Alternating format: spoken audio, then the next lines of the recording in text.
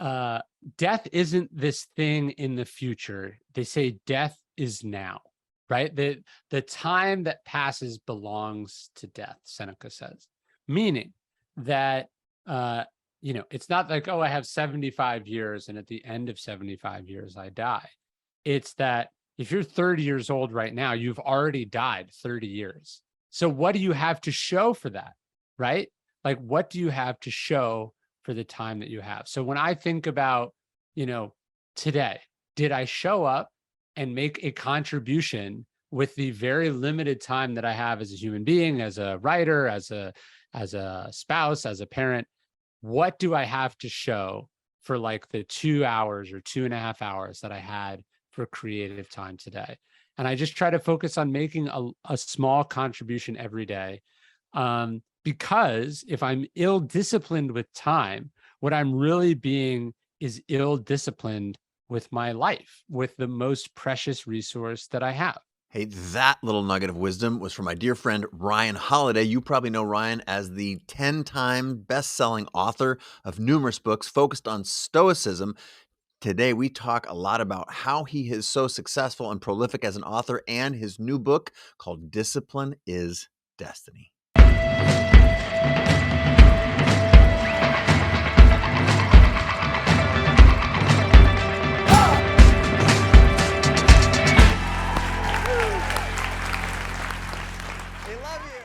Mr. Ryan Holiday, welcome back to the show, my good man. How are you? I'm great. Good to talk to you again. Where are you in the world? I am in Austin, Texas. Austin, Texas. I enjoyed visiting you at the bookshop not too long ago in Austin, Texas. That's where I am. I'm right above the bookstore right now. The painted porch. Yeah. You guys are in the news lately. You guys are just making your own little ruckus there in Bastrop, Texas, outside Austin, Texas right now, aren't you? Yeah, a little bit. We talked about this way, way back on the first interview that I not only ever did with you, but I think that I'd ever done with anyone in your garage Studio, space up yeah. there. Studio in Seattle. I am it when you do stuff in the real world, like if you put up a billboard or if you have a store and then you decide to put something in the window or you have an event at the bookstore, it registers like from a news perspective, like 50 times more than just like anything else. You know what I mean? Like I could have opinion. I could be uh, very famous and just have a general opinion about things. That would not be news. But then I could be this tiny little bookstore in Texas and decide to invite someone to do a book reading in my store, and suddenly it's like national news, right? And so one of the cool parts about the projects that I've done is like how often they've sort of punched above their weight as far Mm-hmm. as like the impact they've had. But then I guess the flip side of that is also the responsibility. It was like you have a platform, you have a thing. How are you going to choose to use it? So I think about that a lot too. Well, that's a great place to start. And we are going to cover your new book. Obviously, you're a book machine, the most prolific author I've ever known in my life. Certainly one of the most prolific authors in a generation. And this is not, while we're good friends, I'm not saying this lightly. I think that is heartfelt and true and earnest and real. Well, But thank you. I think there's a lot of macro aspects of your work that I'd like to start with. For the handful of people who are not familiar with your work, I'm wondering how you would describe yourself, and then I want to get into this sort of the macro concept about Ryan Holiday, author of many books and sort of shaper of a new generation of writers and a new way of engaging with culture. And then we're going to talk about your new book around discipline. So let's start off. How do you describe Sure. yourself for the people who might be new to your work? I mean, I think it's pretentious to call oneself a philosopher. It's not like artist. Like artist, I feel like there's something empowering about like identifying as an artist or a creative, right? Mm-hmm. So I'm all good with people who are like you're a writer when you decide to be a writer, but there's something about philosopher that I don't quite like. So let's just say I write about philosophy, right? And the I think the central question of philosophy is not some abstract or theoretical debate of this or that. To me, I'm interested in why the ancients were attracted to philosophy, which was the pursuit of virtue, like how to be a good responsible, decent, moral, positive person in the world. So I'm now in the middle of a series on the cardinal virtues. Like virtue, we see as a singular word, but it's really broken up into different categories. And for the Stoics, who I write the most about, those four virtues are courage, self discipline, justice, and wisdom. And I finished the book on courage. This is the book on self discipline. I'm in the middle of the book on justice. But I would say the central theme of my philosophical work is about that idea, about virtue, how to live a good life and to be a good person in a world, that is not always good and not or filled just or with good temperate or people. Exactly. any Yes, of those exactly. things. Uh, Exactly. so philosophia means love of wisdom, I think. If I'm not, if I'm, if I think you may recall that I was a PhD student in philosophy, so I know just enough to be dangerous and have the same fears of identifying as philosopher. Sounds Ryan Holiday philosopher, but the reality is, I think you are a philosopher, and you'll go down as certainly one of the most philosophic of our generation. And your pursuit, what I'm curious, again, that little request from you at the front of the Yeah, show is to help others who might not be familiar with your work understand a little bit more about it, identify with it. But it is this philosophical Ryan Holiday that I want to start on. I said we were going to open in the macro on these topics, sure. and you yourself opened the show talking about the first interview you ever did on any show was this show back in, I Yes. don't know, it's 2010 or something like that, maybe. It was a live internet show. It was shot at my studio in Seattle. And in that particular piece, you had written a book called Trust Me, I'm Lying, about how to manipulate the media. And if I'm not mistaken, it was essentially write a story, any story, and then try and help another sort of more and put it anywhere on the internet, and then try and find a site with higher authority than yours to reference not the facts but actually reference your story, so then you can control the narrative, and you're essentially, to use your words, punching above your weight. And the irony of that is how elections have been overturned. That is how, that has turned into essentially a playbook. Not all bad, but this is a very philosophical concept. Did you set out with not just saying that this is how this is happening in culture, but this is going to be what I'm going to do, or what we are all going to do in the future? Is this is it some master plan? uh, I would preface every part of the discussion about Trust Me, I'm Lying with the fact that I wrote it when I was 24 years old. But the sort of odd needle that I was trying to thread with that book, it was I was coming at it from the perspective of, I don't want to say a whistleblower, as it sounds maybe more, it overrepresents the attitude that I was coming to it. But I was trying to expose how something worked. But I felt like, and I still feel like, philosophically, uh, very few people read books of media criticism, right? Hmm. It's just not, the media likes to talk about those books, but those books don't sell and they don't really reach anyone. And so I was trying to thread this interesting needle.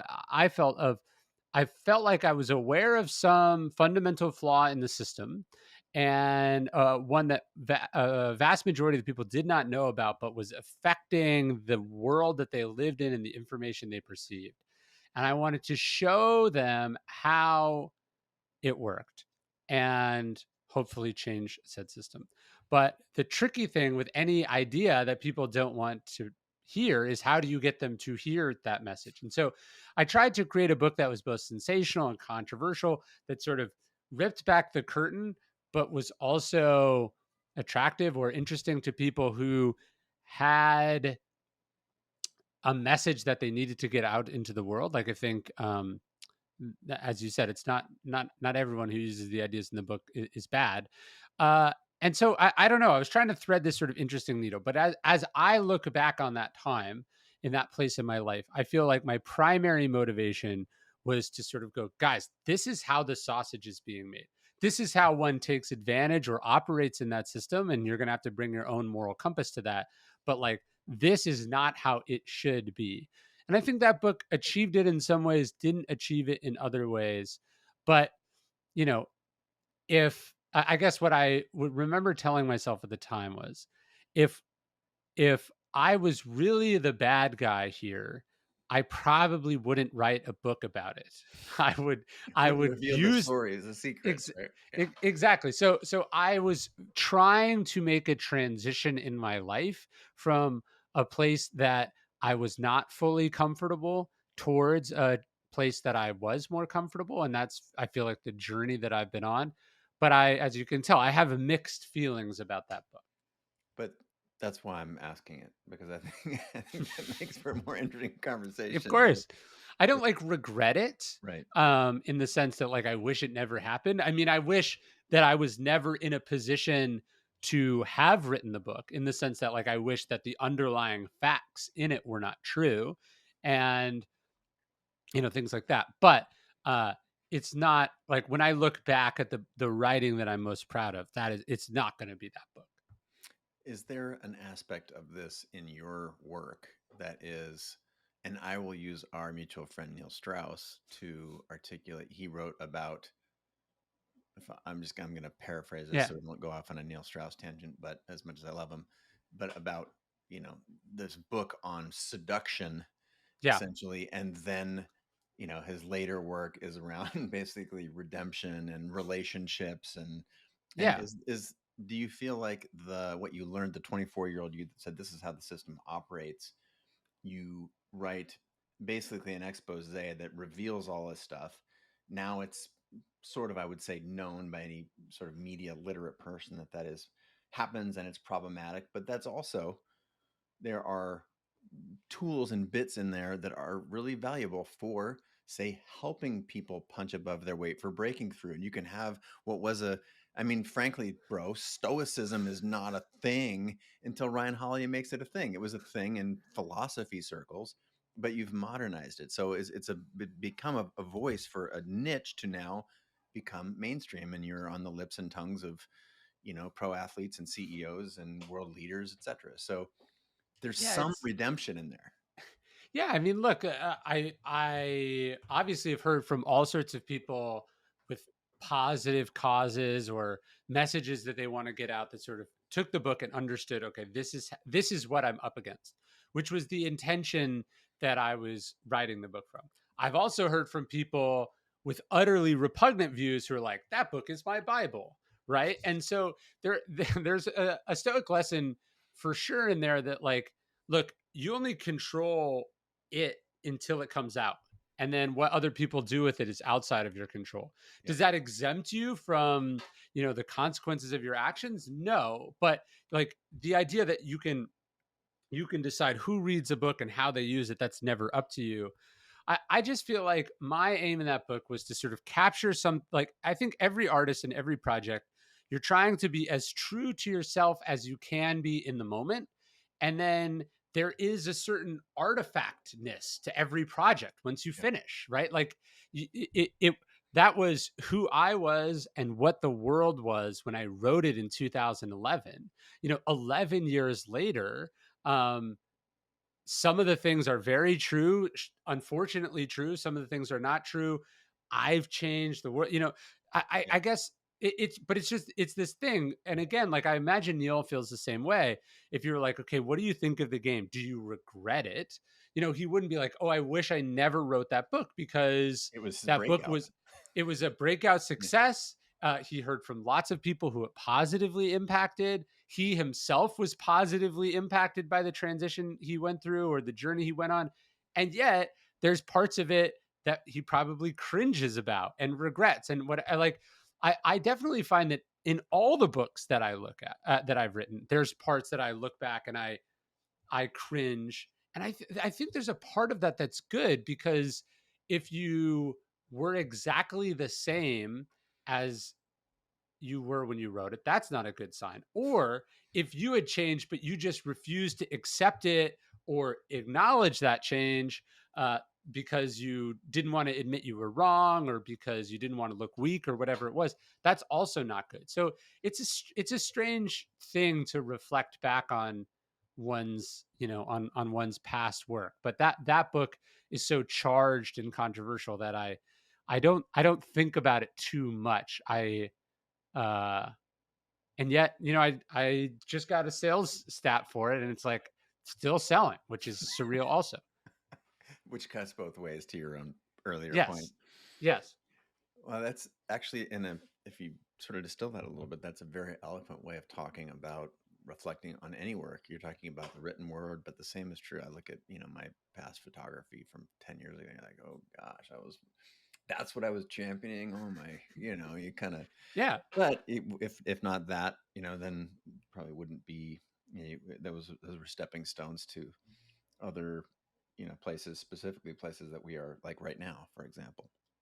Yeah, and So, look, if you beat yourself up too much about stuff you've done in the past, and this isn't to say we can't disavow mistakes, we can't have regrets or whatever, but if like all you look at when you look at something you did a year ago, 10 years ago, when you were 15 years old, and all you do is cringe or all you do is beat yourself up about it, I think that also has the consequence of potentially censoring you or constraining you in the future, right? Like yeah. part of creating any work is being fully present and just following it wherever it leads, right? And like there's another book that I did, and when I think back to what I would do differently, like the parts about it that I think don't hold up as well as I would like, I go, well, what was I thinking in that moment?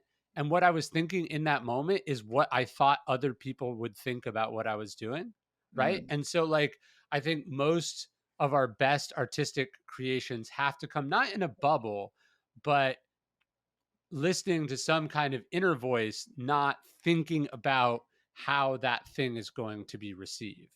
What was that book? This is my book, Conspiracy. There's just the one you interviewed me about this in San Francisco. I We remember now, did. What was the but fancy place that we did that at? I the forget. Commonwealth The Club. Commonwealth Club in San Francisco. Yes, I remember. Yeah, there's just a few passages in the book where I was like, I don't know. I don't want to say this because someone will think that, like, it's not that I was pulling my punches, but just like self consciousness is the enemy of the creative Great, process. great creative work. Yep, for sure.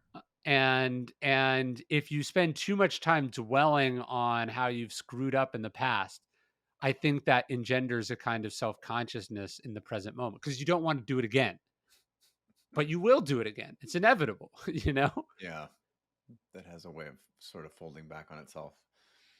Um, all right, let's pause all of the sort of the reflection on work, which I think Yeah. is helpful. I wanted to talk about that, but I also now, in an extension of this uh, concept of talking about your I'll say career, because that, it's going away from my fascination with the Stoic virtues is, you know, seemingly endless. I know both of our mutual agent and Steve, also a Yeah. philosophical person, and we share a lot of, I shared my philosophy. So I find the value there. But what is becoming of increasing interest to me personally and our friendship, but also what I think I want to direct the listeners and watchers of this show to is your career. Like you start to zoom out a little bit and how you've managed to be um, as prolific, as successful, and it seems to me, knowing you, just increasingly more comfortable in your skin. You've created a living and a life that you seem to write and share, even in private moments with me, a lot of joy around that stuff. And so, Ryan Holiday, the artist who's done a great job creating a living and a life that he loves, has become as interesting to me as any of the individual works. Now, we don't get the latter without the former, so we'll have to talk about those books. And again, this book on discipline is fucking amazing. You're getting it's like your scalpel is very sharp. But let's talk a little bit more about the career. You have a set of habits. You talk at great length and you write about these Stoic virtues. But the virtue, for example, of discipline, you do not get to be. Ryan Holiday enjoying this lovely, amazing career and a great family and friend circle without a shit ton of discipline. So, what are some of these other missing attributes that are not titles of your books that you feel like have been able to, be building blocks in what I consider to be a very fulfilled? This is one of the things I'm writing about, the difference between success and fulfillment right now. So, talk to me about what are some other ingredients that are not book titles that go into making a career like one that you've got. Well, there's a lot there. I mean, I would agree that there's a difference between success and fulfillment. Certainly, there's a lot of successful people, more success. Certainly, there's a lot of successful people who are not happy. And I'd also argue there are a lot of successful and powerful people that you would not want to trade places with, right? And that no one should trade places with, because there's like nothing worse than being that person. So I think you have to figure out sort of what are your goals. Like, I think a lot of people. Have you heard of this term art monsters? No, God, I'm forgetting what there was a female a female writer. She was talking about this. She opened one of her novels with this sentence. It was sort of like, it was like, I didn't want to have kids. I didn't want to get married. I just wanted to be an art monster. And what she meant was like be someone whose work utterly consumed their life, and she was just sort of able to do whatever she wanted whenever she wanted. I heard Philip Roth, who was a literal art monster, it turns out, said something was like, he's like, I want my life. What did he say? It was something like, I wanted my life to be like, he wanted to be, there was always an emergency and he was the emergency. Like that's how he wanted his life to be set up. And I was just like, that's like the saddest thing that I've ever fucking heard in my life, you know? So like when I think about like being successful as a writer, I would like to obviously make books that sell, that have impact, that are good, et cetera, et cetera. But I would also like, you know, not people to be whispering, sure, but he was a fucking monster, or sure, but like, his kids hate him, or, sure, but he was a complete and total hypocrite, or whatever that is. Right. And so yeah. when I try to think about success in a more holistic way in that sense, like, I kind of think about it as like I have these like three things that I'm balancing. One, which is my creative, sort of actualization. And then two is my marriage. And then three is my children. And I'm not saying those in order. I'm saying those are three things. And that those things have to find a balance with each other. Right. And so to pursue like only a relationship with my spouse that, at the expense of my relationship with my kids, that's not success. To explore just, a happy home life, but I leave all this stuff on the table. I don't fulfill like what the gifts I have or the interests that I have. That's also not a success. And so I kind of think about trying to sort of advance all of those things in some kind of a balance with each other. And obviously this does take discipline, right? I was just reading this great book called The Baby on the Fire Escape, which is about female authors who had children. And there was this scene that really struck me. This is a sculptor or a poet. I'm forgetting her name. Something. Oh, Diane De Palma, Diane De Prima, and she was at this party, and Jack Kerouac was there. It was like one of these beat parties in New York City, and she gets up to leave, and everyone goes like, "Why are you leaving?" And she says, "Oh, I told the babysitter I would be home by 10, right?" And they're all sort of silently judging her, like she's not really committed, she's whatever. And Jack Kerouac, who sounds like a real piece of shit in this story, says, if you don't forget about that babysitter, you'll never make it as a writer. Oof. And Wow. she looks at him and she says, actually, no, if I don't go home to the babysitter, I'll never make it as a writer. And her point was that she had given this person her word that she would be home by 10. And she actually saw this as all the same amount, same sort of spectrum of discipline, right? Like if you say, I'm going to sit down and write this poem tomorrow, that your word has to matter. If you tell your kids, I'll be at your baseball game, that also has to matter, right? And so if you think about, you don't think about discipline as this thing you compartmentalize off, to be a great basketball player, but as discipline as a way of life, a thing that you embody as a person, then I think you're a little bit closer to getting it right. Mm, that is fascinating. So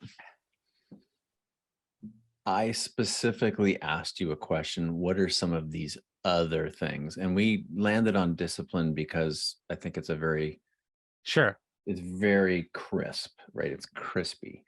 Well, I think it's at the core of all of it. You know what I mean? Like, sort of Yeah. all comes down to discipline. But sure, yeah, I guess So I'd have to think of some other things. no, but this is a conversation. It's, I'm not like asking you a question, you answer the question, we move on. Like there's a discussion here. And it seems like, the courage, for example, to cite your last book, to, be vulnerable and put your interests on paper and out there in the world, and to be willing to, you know, ask people if they're interested in buying this to support your books, or you talked a lot about that stuff. But what are some of these things that have helped you? I'll frame it very particularly, specifically punch above your weight. Why has your work cut through Sure. beyond because you wrote every day and because you are talented and hardworking? Oh, I can think of two sort of very obvious ones, and they're kind of related. So number one is uh work where you're just like pulling raw inspiration, true originality out of the ether of the universe. I think that requires that you're a genius, right? That you're a prophet who's been given some, magical gift from the gods, and you're one in a million, and like, you're Albert Einstein or whatever. You're just a genius. I have no pretensions that that's who I am. I think I'm much more of the school of like, uh, by definition, when I write about Stoic philosophy, is like my work is rooted in proven, established tradition that goes back thousands of years, right? So I'm not inventing these four. I didn't go, hey, what are the four touchstones of a good life? I'm going to write a series of books about those things, right? Mhm. I was introduced to what the Stoics call the cardinal virtues, got a lot of value out of them in my own life, and said, I would like to explore that topic in a 4-book series. What have really smart people said about this historically, right? So I'm not just punching above my weight, but I'm starting from, way ahead of someone who's, developing something totally from scratch. And then two, I would say, even as I do that, I tend to use stories to illustrate my point, right? And I think stories are powerful. I think stories are the fastest way to convince someone of something, to illustrate an idea. It's the most memorable version of this. And I think the greatest example of those two things coming together would be something like The Hero's Journey, right? When George Lucas creates one of the most valuable franchises of all time, yeah, sure, the space lasers and the character names and the world is an original creation, but it's rooted in a 2,000, 3,000, 5,000 year old arc that we're narratively very familiar with. And so we're able to follow all the silly science fiction and not be put off by it, because we identify fundamentally with Luke Skywalker, because he's Odysseus and he's Gilgamesh, and he is the character of all. He's the hero with 1,000 faces. Mm, interesting. The idea that we have to come up with the original work is one of the things that I know keeps so many creators and, entrepreneurs, that it keeps them stuck, right? They won't move an inch because they can't move a mile. And I'm wondering if since you're borrowing essentially this vehicle, how much of a problem do you see it in I'll say our friend circle, or is this something you'd agree with, that this is a big problem, a paralyzer for a lot of people who want to do creative work? Yeah, I mean, it goes to the self-conscientiousness that we were talking about earlier, or the self-consciousness that we were talking about earlier, where people are like, well, I want to be seen as breathtaking and original and fresh. They're not thinking, what's the best way to tell this story, right? Like, what's gonna get the point across, or what am I most interested in, right? Like, I think these things are all related, and you definitely see people kind of like paralyzed by wanting to be seen a certain way or needing it to be a certain way, instead of just like sitting down and doing something cool. Mm. So yeah, I don't put much stock into that. Like, sometimes people will go like, and actually I had Malcolm Gladwell on the Daily Stoic podcast, and we talked about this a little bit. I was like, what is the deal with people, sort of accusing you of being a popularizer? That seems like not only not an insult, but like the whole point of work is to popularize ideas that are beneficial to people. And so like when people go, oh, he's just popularizing Stoicism, I'm like, yeah, that's like literally what I set out to do. So thanks. That's striking. But this is dragging me somewhat reluctantly, because the example that I have is one that just came up this morning. I was giving an interview, and the person asked some questions about, yeah, but so how did you get here? And I said, that's the biggest trip for me, is that the reason I was, fill in the blank, a guest at the White House or Buckingham Palace or win X award, was not because I followed some prescription but if you write down the shit that you think is going to get you there, wherever there is, the mountaintop or the pinnacle, or 10 best-selling books like yourself, or whatever the thing is, if you make the list in a vacuum of the shit that you should do, it does not look anything like the list that, if you look at anyone who's actually done that shit, the lists are totally divergent. And so, if you wanted the example I was giving in this interview this morning, if you wanted those things, it would not be take your dad's camera and take pictures of yourself and your friends skateboarding and surfing and snowboarding. That is not the fucking ticket. And yet, if you ask people who have done what you have done, the ticket for writing 10 best-selling books, would it be to go to work for a fashion brand? Sure. And then, it's just, so what I'm getting at here is, how important is it again, I'm talking about Ryan Holiday, the brand here. How important has it been for you to follow your weirdest, quirkiest, to say that you had a passion for Stoicism 10 years ago? If you told me you'd make a career on that, I would say you're fucking high. No one's going to care about, this 3,000-year-old thing, man. And yet here you are. Yeah. So, I mean, my publisher said the same thing. I was like, hey, I'd like to write for my next book. I'd like to write about an obscure school of ancient philosophy. They weren't like, let's back up the Brinks truck, like they were not, they were not excited about that. I got a piece of advice pretty early on in my career, which was from a writer. They're basically like, writers live interesting lives. Right. And so I do think it's important. Yeah. If I said, okay, I'm sketching out a path where someday I want to write about ancient philosophy. Should I drop out of college? Should I go work at a fashion company? Should I, start my own marketing business? Like, Bob, you'd be like, that feels like it's getting you very far from where you want to go. On opposite day, that's what you'd want to do.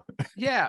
And yet, like, I'm writing the third book in this series right now, and I wrote a chapter 2 days ago that's directly built around, like, not just like something I saw, but I'm like literally telling the story of something that happened to me at this fashion company that was ended up being this major news story and all this stuff. the point being, like, you can't write about a world that you haven't experienced. You can't speak to human beings if you don't know people and how they work and what's operating underneath, right? You have to go experience things. Like, in a weird way, it's not that craft is not important and not extremely hard. It is.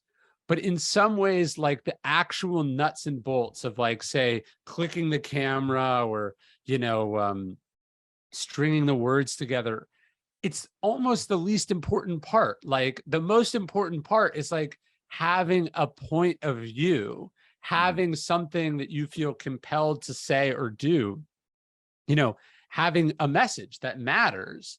That is, like, the one irreplaceable part of it, right? Like, if you think about how many, let's just take photography, and I don't want to, like, shit on any type of photographer, but, like, think about how many wedding photographers there are, and event photographers there are, and, like, family photo photographers there are. There are hundreds of thousands of people who know how a camera works, and then only a select few of them that make, an artistic, creative living from that thing, where their work is in galleries and it's, makes the news and blah, blah, blah. That luck is obviously a huge part of that. But the other big part of that is they have captured something. They have a point of view. They have something to say that, is more important than their actual ability to use the tools, which they may not actually be that good at, right? What matters is what they're saying. That reminds me of Brandon Stanton, dear friend, Humans of New York. Yeah. And he would avow this too. He'd call me like, "Hey, man, I've got to shoot I got invited to shoot the Met Gala. I don't shoot with a flash. Like, how do I do this shit?" And yet I think he, at some point, he was like one of the largest social media followings of any independent artist outside of recording artists or television. And I was just like, oh, his impact is like 50 million, views on every freaking, post he makes. And his art is unique. And yet the tool was a byproduct. So there's lots of examples of that. And I think you've hit on something really important, this sort of having a point of view and being comfortable with that point of view. And for you, say, making Stoic philosophy cool and valuable. And so this makes me want to just pause for a second and tell the reader, listener, watcher of this work right now to, like, you've got to double down on that part of yourself that is interesting and quirky. And what is it that you feel like you could write about, and not what you started with, which is, how you looked at yourself and, trust me, I'm lying. What are other people going to want to think that I'm writing about, or something? Like, there was this sort of another one set of yourself removed in there where you're thinking about what other people are thinking about versus this, your experience of life. That's right. But this is a reasonable tangent to dive into what the topic of your book is, though, because you can't get anywhere with any of this shit. You can't, very few things in life happen with any sort of intent over any sort of meaningful time period without discipline. So here we are at the second book in a 4-book series. And why don't you introduce the concept? We understand what discipline is. And one of my sort of favorite concepts is there's the discipline of, or is it the pain of work, and then the pain of discipline, or the pain of, what is it? Something like that. Help me here. There's something like, there's pain involved, and discipline, the pain of discipline is better. Oh, it's the pain of regret. That's right. Yeah, or the pain of discipline is probably preferable to the pain of ill discipline. Yes. Right. So it's like, do you want the pain of, like, sitting there writing day in and day out? It's not the most pleasurable, enjoyable of activities. Or do you want the pain of, taking an easier route, lying to yourself about how you don't really want to do it, but then later on you're like, man, I could have done it, right? Or, man, I could have done more. And so, yeah, I think discipline is at the core of any creative profession. it's important, like, to not just to also see those professions themselves as a discipline, a thing that you study, right? And so, like, I think about writing this way, I think about business this way. Is like, it's this thing, and you have to be committed to it. You have to show up and do it every day. Like, people sometimes go like, how do you make so many books? Well, I certainly don't think about writing lots of books, right? Like, I don't have a number that I'm trying to get to in terms of books written. I don't have a number I'm trying to get to in terms of books sold. Um, I just sit down and I do it every day. And the result of consistently committing to a discipline is published work comes out of the other side of that, right? This book was, 2.5 years of, steady, consistent focus on a singular topic. It was about, a little less than a full year of writing. But the result was the book, right? And there was no point where I said it's going to look exactly like this and come out on this day, blah, blah, blah. No, it was every Monday, every Tuesday, every Wednesday, every Thursday, every Friday, and then sometimes Saturdays and Sundays. I made progress on this thing, and eventually it ended up being whatever it is. Part of the core, one of the core, if not the core tenet of Stoicism is that we can't control events, we control how we respond to them. Yeah. And talk to me about the role that discipline has in that sort of philosophical, that lens. Well, I mean, think about it. Like, so this book comes out, I don't know when people are listening to it, but as we're recording it, it's exactly 20 days away, right?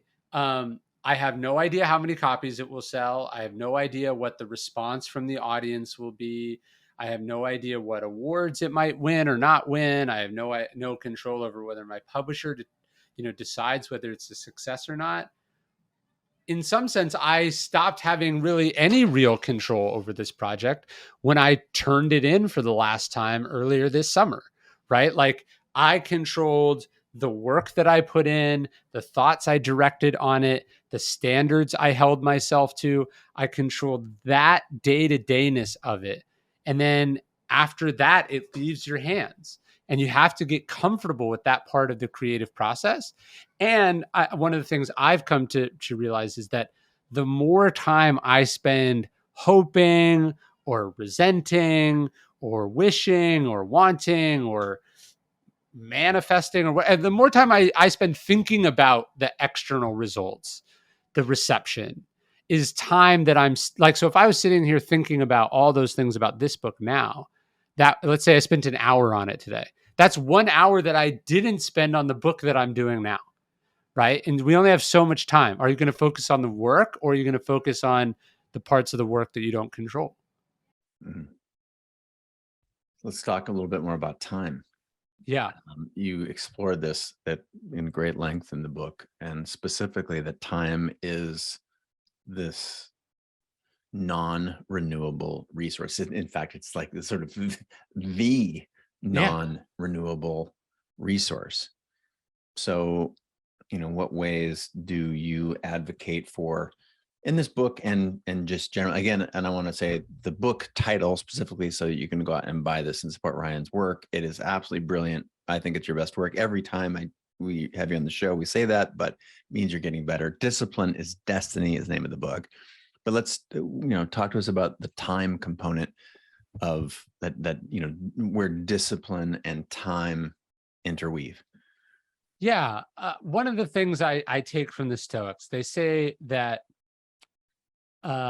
death isn't this thing in the future. They say death is now, right? The time that passes belongs to death, Seneca says, meaning that, it's not like, oh, I have 75 years and at the end of 75 years, I die.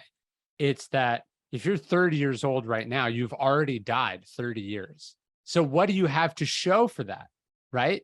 Like, what do you have to show for the time that you have? So when I think about, today, did I show up and make a contribution with the very limited time that I have as a human being, as a writer, as a spouse, as a parent? What do I have to show for like the 2 hours or 2.5 hours that I had for creative time today. And I just try to focus on making a small contribution every day.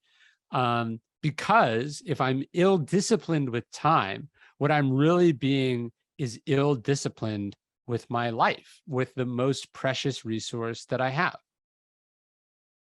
Mm, that hits just a little different there.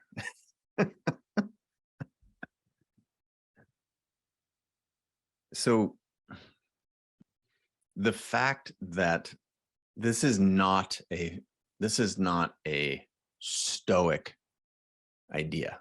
This is a human idea, and the Stoics For have sure. just latched onto it. What particular lens do Stoics and your approach from a Stoic philosophy point of view bring to this that other traditions haven't?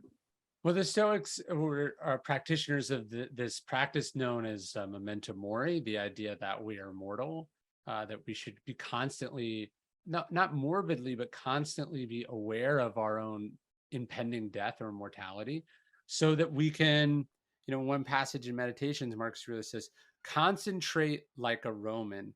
He says, focus on the thing in front of you as if it was the last thing you were doing in your life. And so, if you're just kind of lackadaisical about, oh, I was thinking about, taking the camera out later, or, I, I was going to try to do some writing in June, but I was busy and maybe, or like, maybe I'll paint today. Maybe I won't, you know, you're not, there's a certain amount of arrogance in that, right? Because you're taking it for granted that you will have later, and that's not a guarantee. And you know uh are you going to want to look back in those final seconds on earth and be like, I have so much left to say, that I not that I said everything, not that anyone's ever at a point where they do everything they wanted to do, or were as creative on everything as they wanted to be, but do you go, man, I fucking wasted like a lot of opportunities, Yeah. or I was afraid, like this is where courage comes in. I should have just come out and said it. I should have just been true about what I thought or what was important to me, or, made what I thought was cool. I should have just fucking done it. So core to discipline is not just the concept of time, that we have a limited amount and might as well make the best of it, but there's all sorts of other boundaries that are required and that I think are key or core to discipline that you talk about.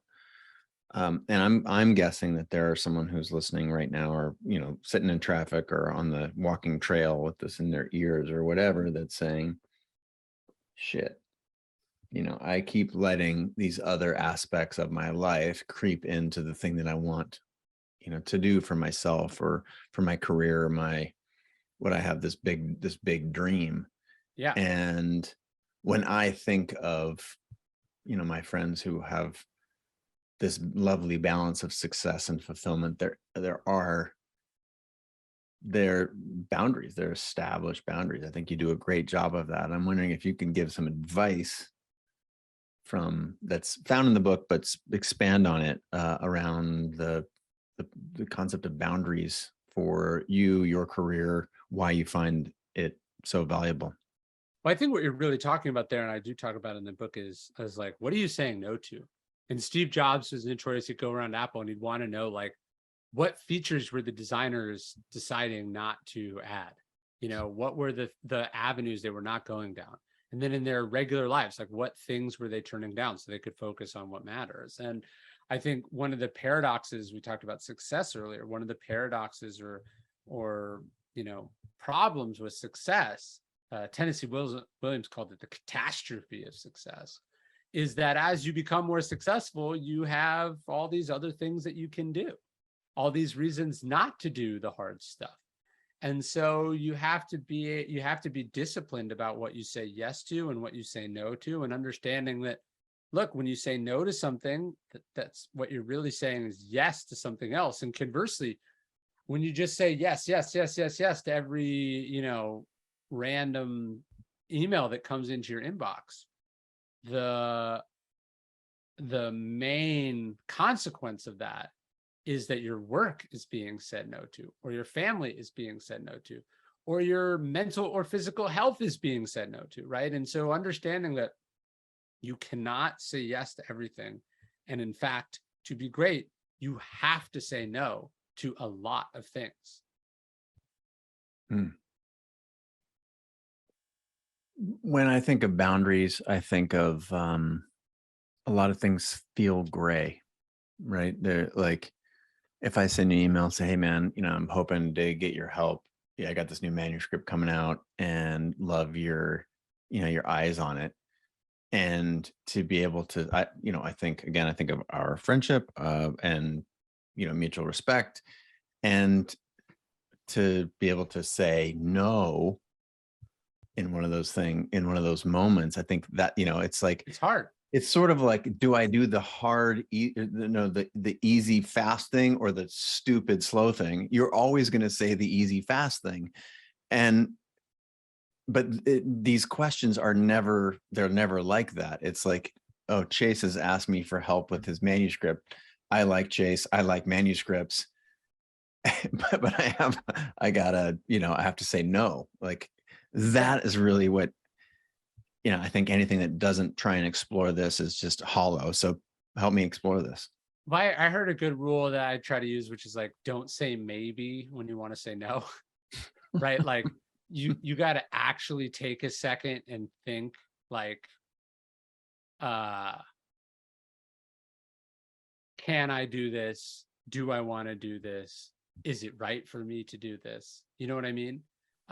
You gotta slow it down and really think about it. And that requires discipline, right? Like it's easy to say yes, or it's easy to be like, maybe, and then hope that it never comes up again, but it will come up again. You're just making more work for yourself later.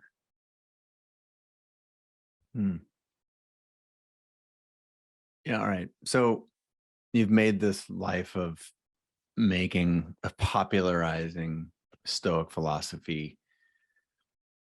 And I think you write about it a lot, and you've given some of your own examples. But is Stoicism really at the core of your life? Like, are you living, temperance is not a thing that I wake up personally like, wow, how's my temperance today? Or like, I mean, how at the core of your life are these things? Is it very explicit, or are these more just subtleties that they're virtues that map really well onto virtues that you label maybe something different than wisdom? So are you walking the talk? How much Stoicism do we need if we're going to be successful like Ryan Holiday? Do we have to have the 4 virtues written on our bathroom mirror? How do you actually employ them? Is it I was just about to walk over when you said that, but I didn't want to leave the camera here. My memento mori coin is right over there. But I love it. Are you waking up and looking at the memento mori coin every morning, or what are you doing? Well, I have the 4 virtues tattooed on my arm as a reminder. So I can't be doing that great if I need a reminder. But I would say, like, what's interesting about the 4 virtues is that different situations, different times in one's life, sort of call them out differently. So like, I also think, to go to what we were talking about earlier, it's like, it's probably more for other people to decide how well I'm walking the talk, than, just like you can't call yourself a philosopher. I'll leave it to other people. But like, of the different virtues, I would say discipline is the one I have the least amount of trouble with. In fact, my struggles with discipline are usually about, and this is like that job interview of like, what's your biggest weakness? I'm so committed. I work too hard. I just care too much. But like, usually my struggle with discipline is usually with an excess of discipline, the ability. So for me, it's like, can I relax? Can I take a break? Can I pace myself? But I'm writing now about justice, and it's hard not to look at, people who have had incredible impact in the world, bringing about change or whatever, and go, man, I haven't done 1/10 that this person has done, right? So I think the virtues, like, we're all going to have spots that we're like comfortable with, but the whole point is that it's supposed to challenge you and get you out of that comfort zone towards some kind of higher self. And that's what I feel like the journey that I'm on is. Hmm. I'm recalling a piece in the book.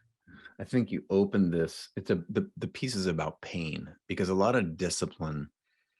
I want to follow up question in a second. I want to plant the seed. Is like, I want to talk about like the cultural use of discipline, because as a parent, for example, discipline may actually be seen as bad or loaded, or and I'm you know I think we need to get away from the sensitivities there. So I want to put that on a shelf for a second, or put a pin in this Sure. and go back to the relationship that discipline has with sort of pain. And I think in the story you open it, it's like JFK was, he had all kinds of different, he had physical pain. He had some, I think, he had some, what is it, Addison's disease? Is that what it is? He Yeah. had Yeah. some autoimmune thing, and he had some back pain from football, and then he used to basically take, a pretty powerful cocktail. And I'm wondering, talk to me about the role that pain plays in discipline, because when I think just 10 more push-ups, or just 4 more reps, or just an hour more in front of the, behind the lens, or in front of the, the keyboard, or like, there's just pain associated with this.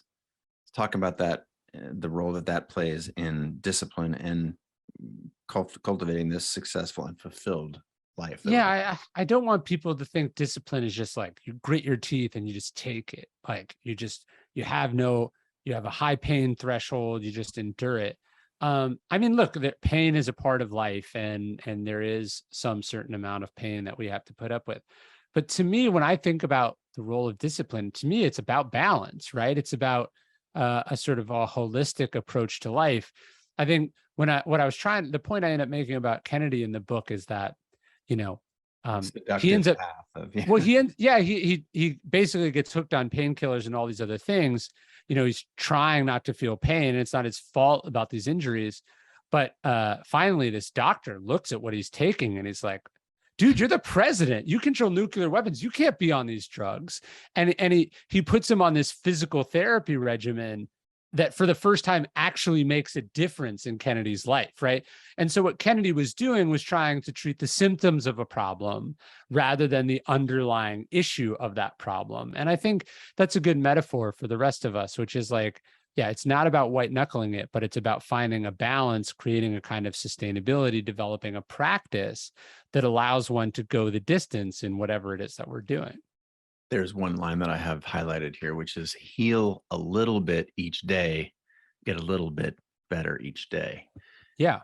That's where the actual work, and that is the pain that you should try and be focused on, is getting better at the core, at the root of the problem, rather than masking, or, I mean, in Kennedy's example. But I just think how applicable this is to daily life. Like, Totally.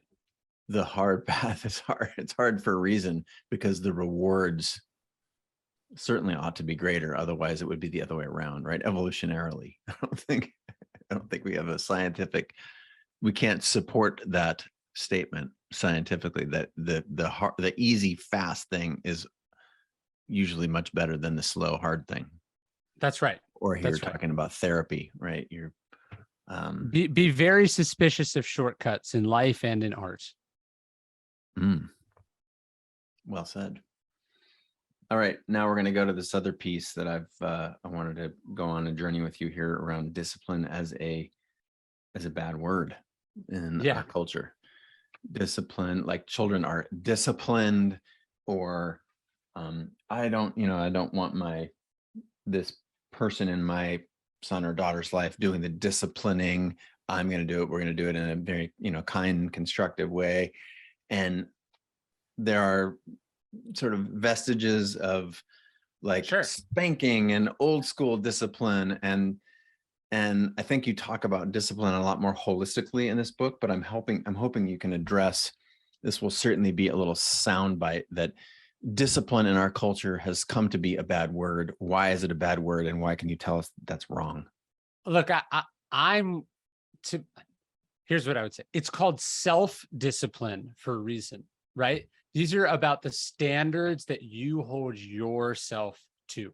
One of my favorite quotes from Marcus Aurelius, he says, tolerant with others, strict with yourself, right? So discipline isn't making up a bunch of rules for how the creative process should be, how life should be, how diet should be, how work should be, and then enforcing it on other people who never agreed or signed up for the Ryan Holiday or Chase Jarvis theory of life, right?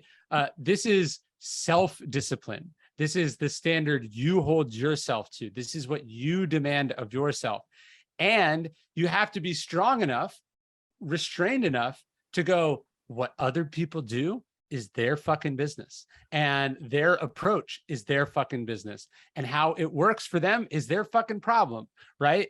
And so I think about it that way, right? Obviously, in a society of laws and in a system or what, there are, certain enforcement mechanisms and there's certain standards and there is such a thing as discipline. But this is a book, and the virtue we're talking about, and with regards to the Stoics, is self-discipline. It's what one demands of themselves. Beautiful. Book's broken into 3 pieces. The first part is the outer domain, the exterior, the body. The second bit is the inner domain, temperament. And the last is the soul, the magisterial. Yeah.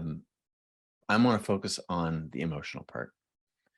People, again, going back to that sort of core tenet of Stoicism, that it's not what happens, it's how we respond that matters. Is it in the emotional world that most people struggle the most? Or if we're going to try and get the most bang for our buck out of discipline, and is it going to be, waking up and doing push-ups and, only having 0 to 1 glasses of red wine? Or is it how to manage our mindset? Yeah. I mean, look, we live in a world where terrible things happen. We live in a world where culturally we're served up, terrible, inciting, frustrating, obnoxious, distracting things all the time. Discipline isn't just like buckling down and getting to work. It's also not getting upset about things that are outside your control. It's not losing your temper. It's not tweeting every fucking thought that pops into your head, right? It's like staying on task, being in command of oneself, not dumping your emotions all over other people because you're in a bad mood. It's like being an adult, right? And when we think about temperament and temperance, I think there's a reason those words are so similar. They are related to each other. Keep going. I like it. No, it's it's easy to be a mess in a sense, right? And it takes discipline to be like, my emotions are my problem, my thoughts are my thoughts, my opinions are my opinions. And I'm not going to be sucked into every little squabble or distraction because I'm working on something big and important. If your problem is, I'll say this is not uncommon. I think I shared earlier, one of the things I'm exploring in the book I'm working on right now is this relationship between success and fulfillment. And if your problem, Ryan Holiday mentioned that this idea of overdoing discipline, I will Sure. decide to swim the 100 laps today because I said I was going to do that at the cost of my kid's baseball game, to make up your earlier example. How are you, talk to me about your specific recipe for not, My struggle. how do you take the edges off this shit and make it a philosophy for life and not a military, cornerstone? Yeah, it's definitely a struggle. I think this is where having people in your life that can give you perspective are really important. I think spouses are great for this, friends are good for this, editors are good for this, right? It's like, dude, you can't do this, but you already said this, or what about this, or, so I think sometimes it is self-discipline, but that doesn't mean you can't have systems or structure around you that holds you accountable, that keeps you honest. And it's also important that we have, bigger goals that put us in perspective. Like as a writer, my goal is to do this for a long time, which means I have to pace myself, which means I can't spin off the planet or burn out or, blow up. That's not going to work. Let's go more into this. I just having spoken about this and knowing a little bit about both of our personal lives, my wife Kate has been like absolutely 100% key. And I think you make jokes, especially social media and whatnot, around how Sam is maybe the more stoic of the two of you. How important is it in having these people that you mentioned in the last response? How important should we think of keeping those people in our lives? Beyond important. I tell the story in the book about Martha Graham, the dancer, and she had this collaborator who, like, she was famously a perfectionist, and he was the one who, when she would get into one of these spirals, be like, all right, it's it, we're shipping it, right? Like he had to save her from herself in that regard. So you could go, oh, maybe she didn't have any self-discipline. Well, she kept this person around, right? Like this person who challenged her, who held her accountable, she listened to that person. And so, as I was saying, editors are great for this, spouses are great for this, the audience can be great for this, but you have to be willing to listen, right? And I think this is why I just disagree with that idea entirely, that, being an unbalanced art monster is a prescription for being great at art, right? Like I think you need something like, oh, I don't want these people to tie me down. Well, maybe what they're tying you down to is reality, right? And that can be really, really important. All right, last question here on discipline, then we've got a couple things to wind down with, but specifically around discipline. There is an idea amongst people who have achieved enough success to know this, that we could say that discipline or hard work or grit or whatever, it's easy when you have nothing. Yeah. And that as you create success, and again, this is a tenuous relationship that I like to pair these words, success and fulfillment, but as you cultivate this in your life, you start to realize, because when you have nothing, it's easy to bet it all, because it's making a pretty small bet. But now here you are, Ryan Holiday, 10 New York Times bestsellers in, 10 more in your back pocket, I'm sure, writing every day, all kinds of interesting other projects.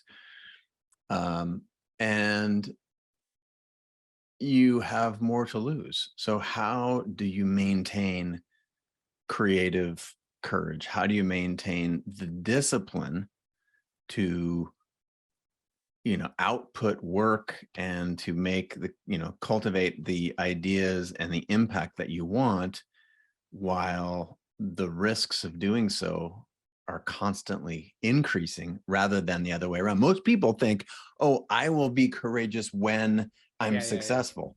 Right. And the irony is that it's just the other way around. So, well, Bruce Springsteen says you got to stay hungry or they'll carve you up, right? And I think there's a certain amount of truth to that. One of the ways I think you stay hungry is not by like constantly moving the goalpost, like being like, well, I wanted to do this and now I want to do this and now I want to do this. It's more like you're just not a person who's satisfied or that interested in the external stuff, right? Like, if the reason you were writing a book was to be a New York Times bestseller, then once you become a New York Times bestseller, then that motivator is gone. If you are writing a book because you want to get better as a writer, because you have things that you want to say, well, then nothing really ever, you never really get there. So I think it's about attaching to goals that are not so superficial or, externally represented. I think that's really the key. What's the phrase? She who loves walking will walk farther than she who loves the destination, or something like that. Yes. Congratulations on another work of staggering genius. Man, and you're already almost done with number 3. Not almost done, but I am deep in it, and I feel like I'm starting to get a sense of what it is. Is it weird to telegraph what you're writing on? You said, I'm going to write, I did this one on courage, and hey, by the way, there's 3 more coming. Is that cool or weird? I like it because then like it makes the release a bit anticlimactic or, sort of not that important, because I'm like taking a break to put this, the day I'm putting out Discipline, I will have writing that I was doing for justice, right? And it keeps you busy. Which I don't think your desired outcome is to be busy, but I know you are very busy. Thank you so much for taking time. Congrats. Thanks. Again, we're going to see this book everywhere, as we have with your last. And again, this idea of sharing your whole universe with us rather than just one book. So I hope you were cool going there versus I loved it. Just the talk on Discipline. All right, well, we got shit to talk about as soon as I turn this mic off, because I know your time is limited. But until next time, again, congrats on the book, everyone out there. Again, we know how to support Ryan and his work here. Discipline is Destiny is the book. It's out now, and go support him. Or by the time you order this, it will be in your inbox, I guess, in a couple of days or something like that, in your mailbox. Until next time, anything else you got, Ryan, where you want to steer people? I mean, Daily Stoic. Just dailystoic.com. Dailystoic.com. All right, from Ryan and myself, until next time, we both bid you adios and adieu. Thanks, man.